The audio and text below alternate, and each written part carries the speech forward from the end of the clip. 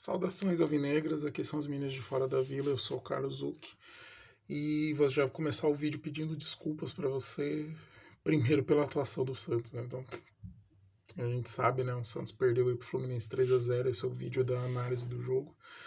E pedir desculpas porque ontem, depois do jogo, não estava em condições de gravar, o vídeo estava cansado e aquela sensação amarga pós-derrota. E eu gostaria de ter gravado hoje pela manhã, mas não foi possível durante o dia. Então esse é o horário que eu consegui. Vou trazer o vídeo aqui para vocês, espero que vocês entendam. O momento não ajuda também, né? Se fosse uma vitória, talvez na empolgação ele já sai, já grava o vídeo. Vamos lá. Pedir para vocês aquela gentileza, né, de se inscrever no canal, ativar as notificações, deixar seu comentário aqui para a gente poder conversar e bora. Para esse jogo, né, o Santos está deixando todo o jogo da vida pro próximo. Os adversários que têm ajudado a gente, não a gente, é nós mesmos. E basicamente o Santos começou com aquela formação que tinha sido falado com uma diferença só. Então começou com o João Paulo no gol, Joaquim Messias e Dodô na zaga, o Lucas Braga, Rodrigo Fernandes e Dodge fazendo meio junto com o Jean Lucas, e o Mendonça fazendo a ala esquerda, e na frente Soteldo e Marcos Leonardo.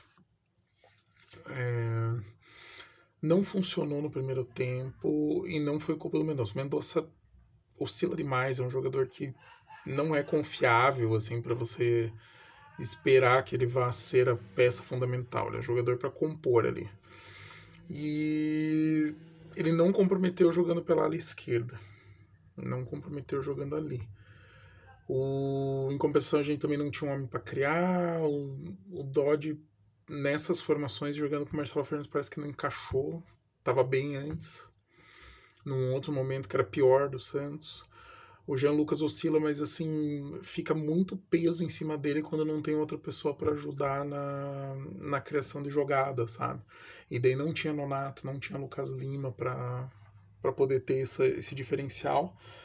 E aí sobrou muito pro Soteldo. Aí o que acontece? O Soteldo no primeiro tempo tava errando muito, errou muito, sabe? Passes, lançamentos, bolas assim que ele tinha aquela para poder dar o passe decisivo, errava. Às vezes sendo muito fominha. Foi bem difícil, assim, de ver. E aí ficou muito isolado, ficou o Soteldo e o Marcos Leonardo mais à frente, o Lucas Braga e o Mendonça mais abertos, o Lucas Braga ainda fechando mais na defesa. Eu acho até que talvez tenha sido uma orientação ali do Marcelo Fernandes por conta de ter o Dodô do lado esquerdo. O Dodô cobriu um pouco mais o Mendonça, né? Mas do lado direito o Lucas Braga fechando mais. E daí um buraco no meio, sabe? Tipo, os volantes estavam muito para trás. E esse foi o grande erro. Foi o time ficar muito para trás. Então tinha muito espaçamento entre as linhas. E é justamente o jeito que o Fluminense e os times do Diniz gostam de jogar nesse espaço entre as linhas com passe curto. E aí pega um time que é muito bem organizado com o nosso, que é desorganizado, com jogadores de qualidade, são jogadores muito bons passando e também fazendo a jogada individual, tendo habilidade. O Keno é um jogador muito bom, o Ganso o Ganso nasceu para jogar em time do Diniz. Sabe, tipo, é um cara assim que nos times do Diniz que é passe curto, cara, o cara deita e rola, cara. Ele consegue com um tapa desfazer a marcação do adversário. E foi o que aconteceu algumas vezes. O Santos tomou gol do Martinelli numa jogada toda de toque, tudo porque tinha um espaço muito grande. Então, espaço entre as linhas, espaço, ninguém marcou perto o jogador. O time do Fluminense fez uma jogada rápida, o Martinelli tabelou, chutou de longe no cantinho do João Paulo, assim, um gol que não tinha como o João Paulo pegar. Talvez se ele tivesse pego um pouquinho mais para dentro, o João Paulo dava aquele toquinho, a gente não tinha tomado o primeiro gol. O que não ia deixar de acontecer no segundo, porque foi mais ou menos a mesma coisa. Muitos toques, bola trabalhada, a bola veio para dentro da área e o cruzamento foi mais para trás da linha que os zagueiros fazem. Então, assim, os jogadores do Fluminense, eu tenho certeza que isso é ensaiado, sabe? Os jogadores, ao invés de fechar, eles já ficam mais abertos. E daí cruzou, tinha ninguém marcando. O Mendonça, pela direita, não conseguiu cobrir a jogada. O Santos já tinha mudado a formação. O Marcelo Fernandes colocou o Dodô de lateral esquerdo mesmo, jogou com dois zagueiros, Lucas Braga fazendo a lateral direita, Mendonça começou a fazer a ponta direita, o Soteldo da esquerda. E o Mendonça não acompanhou o lateral esquerdo do Flu que fez o cruzamento. Sabe, ele acompanhou um pedaço, parou. Nisso, A bola veio pra trás, o cara enfiou pro lateral sozinho. Toda a liberdade do mundo, cruzou, e daí toda a liberdade do mundo pro cara cabecear também pro Arias. Sabe, tipo, parece que o time não tava em campo. E no primeiro tempo, o Fluminense controlou o jogo. O Fluminense teve mais uma ou duas chances de gol, assim, de bolas mais perigosas, mas ficou nesses dois. E aí a gente vira pro segundo tempo, e no começo do segundo tempo o Santos amassou o Fluminense, assim, de pressão. Mas muito mais pressão do que qualquer outra coisa. Teve duas chances ali, teve uma boa com o Max Silveira, que pegou no contrapé do Fábio. O Fábio ainda conseguiu pegar, a bola bateu na trave antes de sair. E aí até que saiu, até que o Fluminense fez o terceiro. Daí quando o Fluminense fez o terceiro, o Santos pressionou, o Santos tentou, o Santos correu, o Santos lutou. Não faltou correr para esse time. O problema é que esse time correu muito errado no primeiro tempo. E no segundo tempo, com os ajustes, o time se organizou. O time conseguiu jogar melhor que o Fluminense, tanto que no segundo tempo foi melhor que o Fluminense. Apesar de ter tomado um gol que decretou o fim da partida. E o Santos ainda meteu mais duas bolas no travessão. O Furt mandou um chute de longe que o Fábio pegou. O Fábio pegou, assim, tipo, sei lá, parecia que o cara tava 10 anos atrás, assim, no auge do futebol dele. Espetacular, assim, o cara defendeu bastante. Então, assim, era um jogo, cara. Podia ter mais 3 horas de jogo, cara. O Fluminense ia fazer mais 3 em 3 chances. E a gente ia ter 70 chances e não ia entrar essa bola. Não, entenda, eu não quero tirar o mérito do Fluminense, que é um time muito organizado e soube jogar, mas eu também não quero tirar o demérito do Santos de não ter sabido jogar, porque o Fluminense errou bastante, o Santos não soube aproveitar os erros do Fluminense. O Fluminense errava alguns passes, o Santos tentava encaixar, não conseguia chutar, não conseguia finalizar, o passe era muito comprido, perdia na jogada individual, cara, sabe? Não foi uma noite feliz pro Santos. O Santos não mandou bem. E aí, tem uma análise aqui, né, do Globo Esporte, que daí fala que teve o gol do Martinelli, e que daí o Santos estava muito nervoso, tal. O Marcos Leonardo mal tocou na bola, o Fluminense chegou a ter mais de 70% de posse e a gente nem viu a cor da bola. E daí foi um 2-0 bem justo, assim, pro Fluminense. Ponto. O Santos podia ter aproveitado? Podia. O Fluminense também podia ter feito um ou outro, podia ter feito um a menos ali, de repente, esse, se o cara não pega também na bola. Podia. E daí o Santos voltou com o Gabriel Inocêncio também, o Max Silveira também entrou, o Dodô saiu, o Dodge também já tinha tomado amarelo, inclusive, e daí tentou um pouco mais, sabe, assim, só que foi pouco. E daí o Fluminense chegou no gol, foi, cara, muito toque, o Cano veio de trás que você nem viu. O cara de frente pro João Paulo, só que o João Paulo cresceu, ele rolou pra trás pro Cano sozinho, assim, sabe, cara. E daí o Santos aumentou o ritmo e tal, bola na trave, cabeçada do Furt, sabe? O Furt conseguiu finalizar, passou pelo Fábio, o Nino tira de cima da linha, sabe? Até quando a gente conseguiu, a única bola que passou pelo Fábio, o zagueiro tava embaixo e.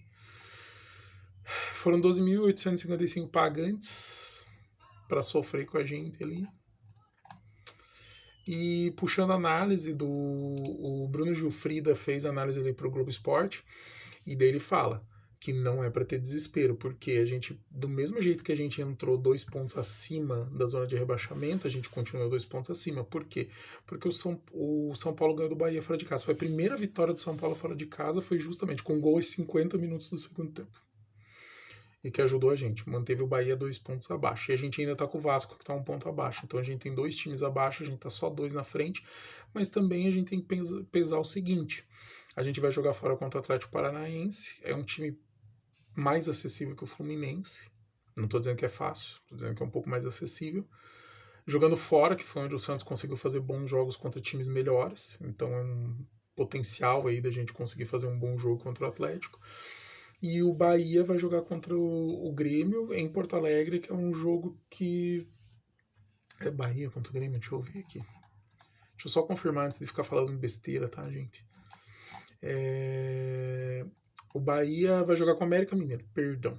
Só que se o Santos ganha do Atlético e o Bahia empata com o América Mineiro, ou perde, já não alcança mais o Santos. O Santos livra do rebaixamento. E daí se livra com 46 pontos, que era a previsão inicial, assim, que a gente estava falando. Eu que estava jogando mais para cima, que estava bem louco os resultados. Então ainda tem essa chance. Outra coisa, Eu confundi Bahia e Grêmio, é Vasco e Grêmio. Se o Santos ganha do Atlético Paranaense e o Vasco perde pro Grêmio, o Vasco não ganha em Porto Alegre do Grêmio há muitos anos.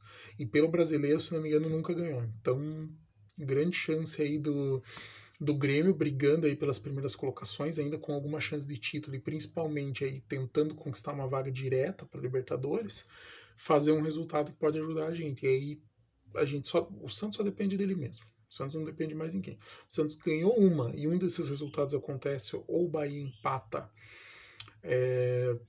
e perde e a gente já consegue, ou o Vasco perde e a gente também já consegue. Vamos para a última rodada sem ter que se preocupar com nada. Então é bem possível. E daí nessa análise do Gilfrida, ele fala, ó, foi a chance de praticamente se livrar do rebaixamento. Foi pesado, só que não pode se desesperar. Então vamos lá. O Santos depende só dele, então ele tá fazendo tudo isso. Ele tá falando disso, ele fala dos cenários e tal, e ele fala que a situação não é fácil, mas já foi bem pior, né? O Santos já foi penúltimo, antepenúltimo, acho que foi antepenúltimo do campeonato. Então a gente tá fora da zona de rebaixamento, ainda estamos 2 pontos à frente e tal, e vamos lá. Aí ele fala, a partida contra o Fluminense foi muito abaixo do esperado. Foi. Primeiro tempo, o Santos só viu o jogo. Inclusive o Marcelo Fernandes fala, né, que parece que foi o totó do Fluminense. Parecia isso mesmo. E daí ficou muito desorganizado, foi muito fácil pro Fluminense esse negócio. E daí a gente tem que mudar de postura, que ele fala, né? Tem que estar mais concentrados, tem que estar mais cientes da importância. E eu acho que os jogos na Vila, o Santos tá entrando muito pilhado, muito nervoso. E acho que fora tá entrando mais concentrado. Fora o estilo de jogo, né? De tentar ser mais vertical também, né? E aqui ele fala, a gente já venceu o Palmeiras e o Flamengo fora, né? E é isso. E daí ele fala que jogou o jogo mais importante do ano para a rodada seguinte. E daí aqui o Marcelo Fernandes está falando, né? Que reconhece o totó do Fluminense e pede Santos com faca nos dentes. E daí que ele fala, se você joga com uma, abre aspas para Marcelo Fernandes, se você joga com uma equipe campeã da América com o entrosamento que tem, comandada pelo excelente treinador que tem, a gente trabalhou para marcar em cima todo mundo. Não adianta ir 5, 6 e ir lá ficar tomando totó, que era como eles estavam jogando. Totó é aquela brincadeirinha dos jogadores de roda de bobinho, toca para um lado para o outro tal. A preponderância do Fluminense foi muito nítida no primeiro tempo. No segundo tempo, corrigimos. Verdade, mudou o jogo. Se o Santos tivesse jogado como jogou no segundo tempo, talvez não tivesse tomado os gols que tomou. Não pode ter ninguém dele sobrando. Tem de acompanhar. Deixar o Joaquim para uma bola longa. Se você ver os números do jogo, finalizamos 20 bolas no segundo tempo com 9 no gol. Sabe? Aí ele também fala assim que, ó, não posso falar, que ele elogiou, né, o grupo de jogadores. Não posso falar uma vírgula do que tentaram fazer. Correram, mas de forma errada no primeiro tempo. O nosso campeonato todo mundo sabe qual é. O Fluminense é uma grande equipe, campeã da América, não vou tirar o mérito. A gente tentou no segundo tempo, teve bolas na trave, mas o primeiro tempo foi preponderante. Verdade. E daí ele fala que espera manter motivação. Daí ele fala, não tem nada de desespero aqui não, estamos focados. A nota de corte era 43, 44, 45. Eu sempre jogo no 45. E todo mundo joga, mas às vezes é um pouco mais, às vezes um pouco menos. Tô achando que no fim tem chance do 45 ser a salvação pelo jeito que tá desenhando o campeonato. Ele fala, hoje foi o 8º jogo, depois de um 7-1 que fomos perder. Né, que o Santos faz 7 jogos sem perder. Estamos bem, os jogadores estão cientes. Vamos com a faca nos dentes até a última gota de sangue para conseguir nosso objetivo. Sentimos falta de jogadores importantes que agora vão estar à disposição. Aí, no caso, ele está falando do Lucas Lima, do Nonato e do Thomas Rincon. E daí fala que finaliza, né, a matéria aqui falando que o Santos vai para Curitiba, então eles vêm para cá para encarar o Atlético na Arena da Baixada e isso vai acontecer no domingo às 18h30. Aí ele põe outros trechos da entrevista. Aí fala do Furt, que o Furt é muito importante, mas não desmerece o Marcos Leonardo. Aí ele fala que o Jean Lucas oscila, mas dele fala, pô, quando a gente ganha do Palmeiras e do Flamengo, ninguém ficou falando do Jean Lucas, sabe? Então, os jogadores oscilam, é normal, não tem ninguém melhor, não tem ninguém ruim. Ele fala, o culpado foi eu que escalei, sabe? E daí ele ainda fala que no primeiro tempo o time correu errado e deu ruim. Aí ele fala do apoio da torcida, zero problemas, que é sempre muito bom e tal. E daí ele fala da análise do jogo, ele fala que fora de casa, contra o Palmeiras e o Flamengo, tomando gol, a gente conseguiu reagir a uma virtude. E ele fala que o time trabalha para ganhar e não tomar gol, né, mas que tomou. e que se o time continuasse daquele jeito que estava, não ia ter o segundo tempo. E realmente, o Santos estava muito abaixo, no segundo tempo deu uma melhorada. E daí ele fala do aspecto psicológico, ele fala, não tem psicologia. O 13º jogo hoje é a terceira derrota. Tem 6 vitórias e 4 empates. Essa é a psicologia. Fomos a Salvador, ninguém acreditava em nada. Essa é a nossa motivação. Aqui não tem sacanagem com ninguém, não tem ninguém de sacanagem. Todo mundo trabalha muito e vamos trabalhar. Temos 2 jogos importantes. A equipe do Santos já se portou bem fora de casa. Jogos difíceis, mas o Santos tem condições de conseguir os resultados. E sim, o Santos tem condições de conseguir os resultados. Só tá perdendo para ele mesmo e parecendo que tá cada vez mais difícil. Ai, cara, é muito bizarro analisar isso. Então temos 2 jogos, né? Domingo 6h30 contra o Atlético Paranaense em Curitiba. E depois finalizamos em casa, numa quarta-feira, 9h30 da noite, contra o Fortaleza. Se não me engano, todos os jogos vão ser quarta, 9h30 da noite. Talvez tenha um ou outro que mude de horário que já não vale nada para atender TV, mas em princípio é isso. É isso, pessoal. Tá difícil. A gente falou que ia ser sofrido. A gente avisou desde o ano passado que ia ser o campeonato mais difícil de todos os brasileiros dos últimos anos. A diretoria fez muita burrada, muita cagada. Cara, jogador, elenco, diretor, não sei o que. Ai, uma besteira sem fim. Rueda péssimo no futebol. Péssimo, péssimo. E aparentemente não tão bom também em administração, porque daí faz um monte de besteira pra tentar corrigir as cagadas. Se planejasse melhor, trabalhasse melhor, podia fazer coisas melhores. Mas vamos até o fim. Vamos lá, vamos rezar muito, torcer muito, que ainda dá e só depende da gente. Se tudo der certo, esse fim de semana aí a gente conseguir aquela vitóriazinha bacana contra o Atlético ali, igual a gente conseguiu contra alguns times aí fora, e torcer aí para um dos dois aí perder. O Vascão perdendo pro Grêmio aí seria espetacular, e o Bahia também empatando ou perdendo pro América. Tomara que dê tudo certo. Gente, obrigado por você assistir até o final. Desculpa pelo vídeo, é sempre pesado, né? E tá um momento bem complicado. Mas vou pedir a gentileza, deixe seu comentário aqui sobre o momento, o jogo, se você assistiu, o momento, o que você acha. Curta, comente, compartilhe, se inscreva no canal, ative as notificações. Traga mais cientistas, um grande abraço e pra cima deles. Até mais.